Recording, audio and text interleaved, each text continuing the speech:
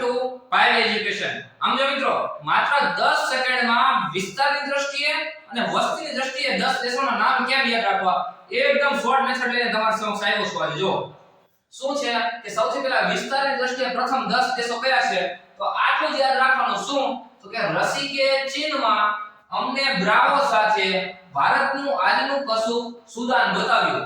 એક જ લાઈન યાદ રાખો. શું કે રસી કે ચીનમાં અમને બ્રાવો સાથે ભારતનું આજનું શું યાદ રખાયું કશું સુદાન બતાવ્યું. શું બતાવ્યું? સુદાન બતાવ્યું. બરાબર.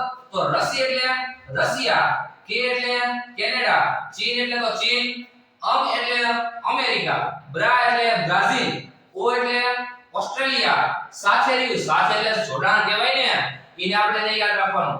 ભારત એટલે તો ભારત. તો ભારતનો કેટલામો ક્રમ થાય યાદ રાખજો. જો પહેલા ક્રમે કોણ છે?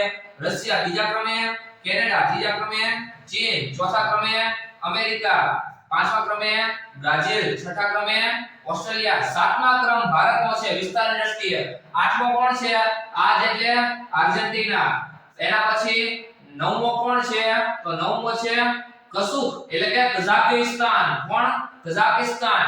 પછી 10મા નંબર છે સુદાન એટલે કે સુદાન. દાન એટલે કે દાન. શું એટલે સારું દાન. બરાબર.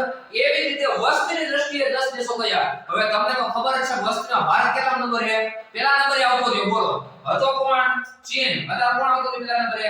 ભારત. ચીન ક્યાં જતો રહ્યો? બીજા નંબરે. ત્રીજા નંબરે અમેરિકા, ચોથા નંબરે ઇન્ડોનેશિયા, પાંચમા નંબરે બ્રાઝિલ, છઠ્ઠા નંબરે પાકિસ્તાન, સાતમા નંબરે નાઇજીરિયા, આઠમા નંબરે બાંગ્લાદેશ, નવમા નંબરે રશિયા, 10મા નંબરે જાપાન. પણ આને યાદ કેમ રાખવું? એક જ વાક્ય યાદ રાખવાનું. શું તો કે ભારત ચીનનો અમે ઈ બાપાના બંગલામાં રાખી જમી ગયા. શું યાદ રાખવાનું? સાફ સહેલું, બહુ મજા આવે હો.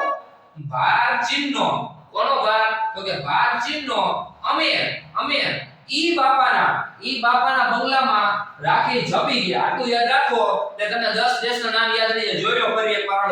ભારત એટલે ભારત, ચીનનો એટલે ચીન, અમે એટલે અમેરિકા, ઈ એટલે ઇન્ડોનેશિયા, બાપાના એમાં બા એટલે બ્રાઝિલ, પા એટલે પાકિસ્તાન, ના એટલે નાઇજીરિયા, બંગલામાં એટલે કે બાંગ્લાદેશ, રા એટલે રશિયા, જ એટલે જાપાન.